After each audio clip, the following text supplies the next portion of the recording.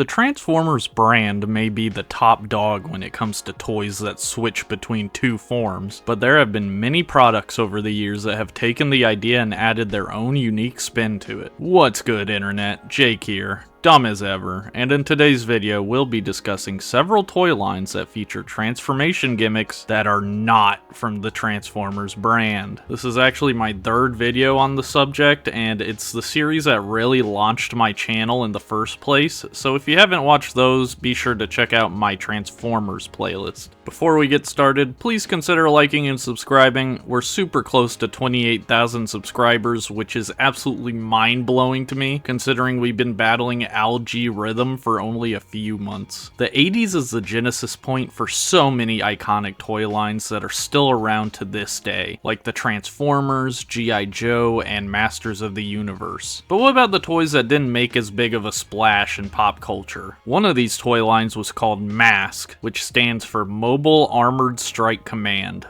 With a K. What can I say? It was the 80s. Created in 1985 by the late great toy company Kenner, M.A.S.K consisted of 2-inch action figures that would pilot vehicles that could change form. For example, the main hero of M.A.S.K, Matt Tracker, had a vehicle called Thunderhawk that could morph from a Camaro into a gull-winged fighter jet. Going against Team M.A.S.K was Venom, which stands for Vicious Evil Network of Mayhem. They really got to the point with their bad guy name, huh? Each toy came with a removable mask which gives them special powers. For example, the main villain Miles Mayhem's mask is called Viper and lets him shoot venom at his foes. Interestingly, it seems the masks and the transforming vehicles are not connected in any way. I always assumed the masks somehow unlocked these vehicle transformations, but as far as I can tell, that doesn't seem to be the case. Mask heads, sound off in the comments because I'm surprised by that aspect of the toy line. Also, masks having special abilities really reminds me of Bionicle.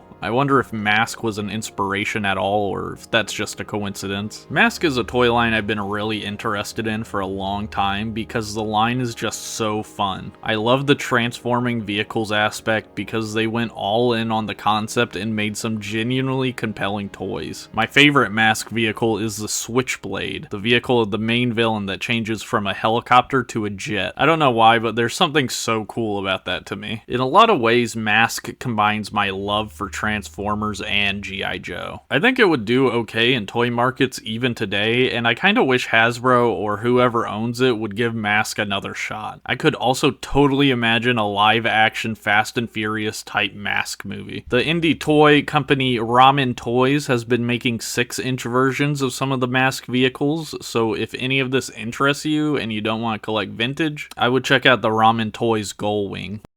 Dungeons & Dragons, a game where you can be anyone and do anything, so long as it doesn't violate one of the Dungeon Master's 50 rules. I actually played D&D quite a bit as a kid. Every Friday after school, my stepdad would take me to his friend's house and I would play D&D with a bunch of grown-ass adults. I honestly started to dislike the game because it was so slow to play. The arguing about the rules, figuring out how abilities work, solving puzzles, it was just a slog for me, and I got tired of it. I also have crippling anxiety and cannot roleplay without cringing, so that doesn't help. To my surprise, D&D has exploded in popularity in the last 10 years, thanks to media like Stranger Things and online playthroughs like Critical Role. The franchise even got a movie, which I thought was pretty good, and with the movie must come merchandise, and since Hasbro literally owns Dungeons & Dragons, we were treated to a slew of new D&D action figures, Nerf guns, and Dicelings.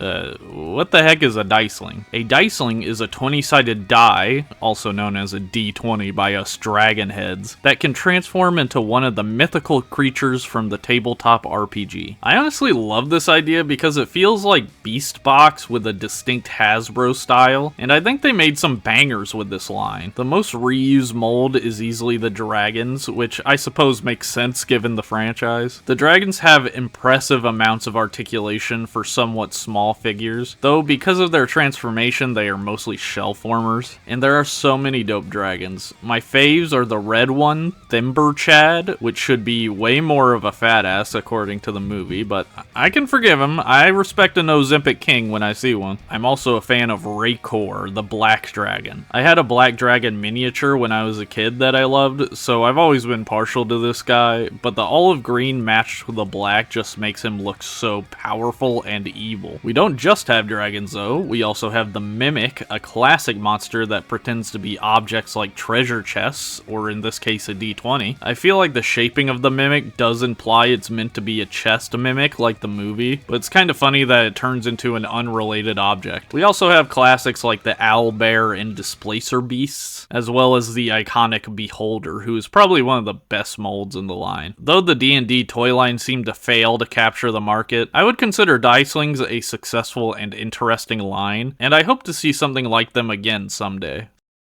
Since we're discussing imagination, please join me in the theater of the mind, and imagine this if you can. Bakugan, but cars. Yes, Bakugan but cars, also known as Turning Mecard by Heathens, is a real toy line, or at least it was. Developed in South Korea by the toy company Sonokong, and sold in the US by Mattel, Mecard is about small model cars, similar to Hot Wheels, that can transform into robots called Mecardimals. Just like Bakugan, there is a game with the goal of rolling your car onto a magnetic card, which would unlock a spring-loaded transformation. I was actually a big fan of these toys when they came out, and I remember walking to Toys R Us when it was still around and finding them. I only ever purchased 2 because they were kind of a pain to find back then, but my favorite was Mirane, who would transform from a sporty white car into a unicorn-type robot. The transformations were arguably more satisfying than Bakugan, since the toys would lift up the cards and flip them over, revealing the stats. There are so many good Mecard designs, and I feel like any Bakugan fan would have a hard time denying how cool they are, even if the show and toy line is a bit of a ripoff. The South Korean company that made Mecard, Sonokong, was also the license holder of Bakugan in that region, so it was pretty clear that Mecard is based off of Bakugan, with the key difference being the car modes. Spin Master and Sega Toys, the creators of Bakugan, attempted and failed to sue Sonokong for infringing on their toy patents for Bakugan, and Spin Master also sued Mattel, who was in charge of the US release of Mecard. These lawsuits also happened to coincide with the Bakugan reboot in 2019, so Spin Master was probably on the offensive for that reason. I'm not sure how much of these lawsuits affected the toy line, but Mecard did not last long in the US, and it seems to have slowed down in South Korea as well. Personally, even though I think Mecard is biting Bakugan's style a little too obviously, I mostly think it's lame to sue competition instead of making a better product to beat it. I kinda hope Mattel gives Mecard another shot in the future, because Bakugan has been floundering for a while, and I'm sure there's many toys from the South Korean line that they can still bring over here.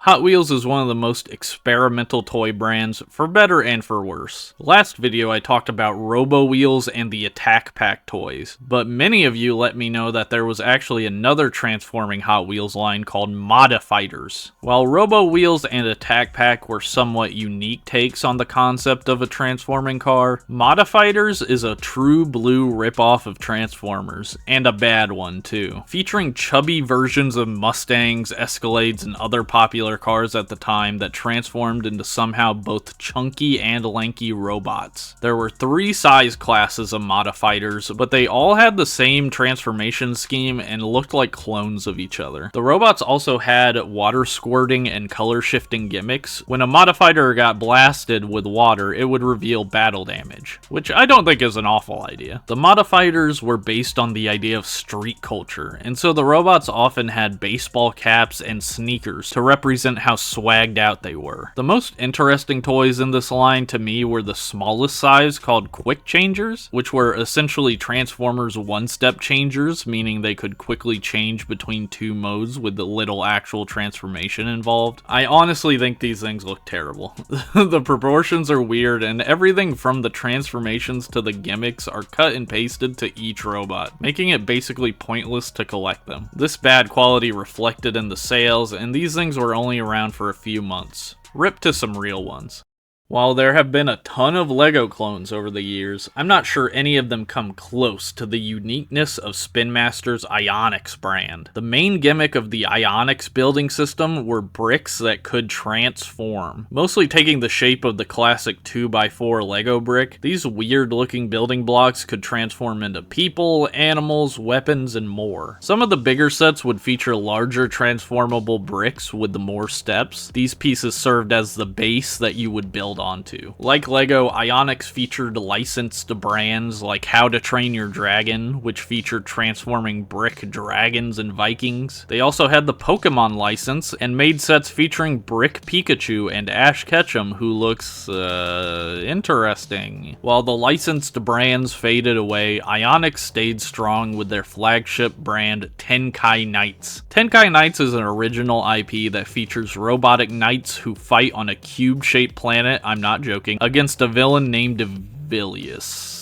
Good writing. The whole turning into bricks thing is vaguely a part of the lore, but doesn't seem to be a super important aspect. I had never really heard of Tenkai Knights before researching for this video, but I can see why a lot of people requested it on my previous videos. The toys themselves are interesting, but the cartoon that was made to advertise them is actually pretty good. The Tenkai Knights cartoon is a run-of-the-mill Chosen One story carried by decent voice acting and really good animation. The show is split up between 2D and 3D segments, with the 2D segments taking place on Earth and the 3D being in the Tenkai Knight world. I really like the art style for the 3D parts of the show. It reminds me a lot of that show SD Gundam Force, a cartoon I watched as a kid. While the gimmick of transforming into blocks is interesting, I can't help but feel it's a little bit pointless. Most of the characters transform and then they have other pieces like armor added onto them, so transforming back and forth seems like a bit of a chore. I think Beast Box is proof that turning a robot into a cube is fun, but I do feel like Tenkai Knights transformations are more of an afterthought. One of the most requested toy lines in the last video was for a series called DICE, which is another acronym that stands for DNA Integrated Cybernetic Enterprises. What does it mean? Hell if I know. DICE is a Bandai property and had an anime, a video game, and a toy line. Even though I was definitely alive and watching Cartoon Network when this show was around, I have no memory of it. It's just one of those cartoons that passed me by even though I'm sure I would have liked it. DICE is about a group of kids that roam the galaxy helping those in need and stopping crime with the help of their Power Rangers-esque guild suits and their transforming vehicles called dinobreakers. Led by potentially the most unlikable main character ever, Jet Siegel, the team consists of a bunch of characters with one personality trait each. I only watched one episode of the anime and I absolutely hated it. The voice cast is terrible and the plot of the show is weirdly bureaucratic, with a lot of talk about insurance and neutral zones. The show does a couple things right though. Badass dinosaur designs and some legitimately good action scenes. My favorite character is easily the Phantom Knight, an anti-hero who uses a dino breaker called Knight Rex, which is a race car with hot rod flames that turns into, you guessed it,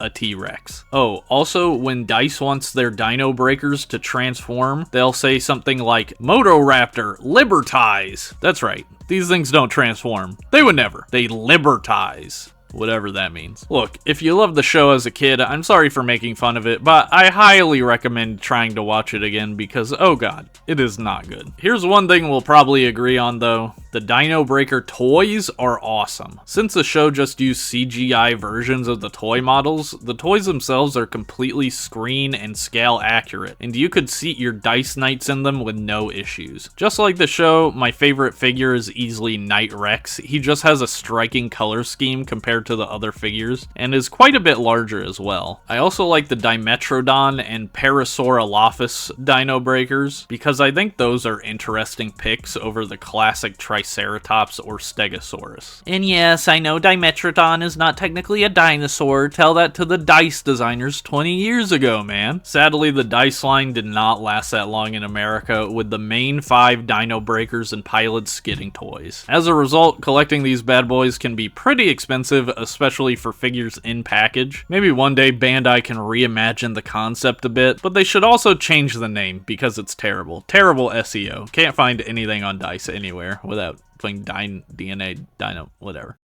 For our final entry, I must talk about one of the most absurd transforming toy lines I've ever seen. We're talking about Unit Robo, a toy line by Bandai that features 2 random objects that combine to form a robot. And when I say random objects, I mean random. Apple and a lobster, burger and a bulldozer, truck and a Christmas tree? These are just a few of the completely absurd combinations this toy line has created. And while these combos are absurd and almost feel like a gag gift designed for Transformers fans, the toys themselves seem really solid and well designed. Each toy has a connection point, and when clicked together, a spring-loaded transformation happens, with a few manual bits as well to complete the look of each robot. Once in robot mode, it's actually kind of hard to tell what the 2 objects that make it up are. For instance, I would never guess a Stegosaur robot is made up of a whale and a UFO. One of the truly insane toys is this Brachiosaurus that is made up of a hot dog and an Anomalocaris, a weird-looking arthropod that is literally extinct. There's also a slight music theme running throughout the line. Every toy features those music level graphic things, and every combined creature has music notes for eyes, which is cute. Overall, I absolutely adore this cursed line of toys, and hopefully they'll become more affordable at some point. While these are cool, $35 to $50 per toy is way too much. Well everyone, thanks for watching. Please like and subscribe if you haven't already, and consider checking out my other videos. Also, if you want more of me, I have a second channel called Smart Jake, where I talk about Transformers news, and a Transformers podcast called Back Kibble. Alright, I'm gonna go get a Little Caesars and relax.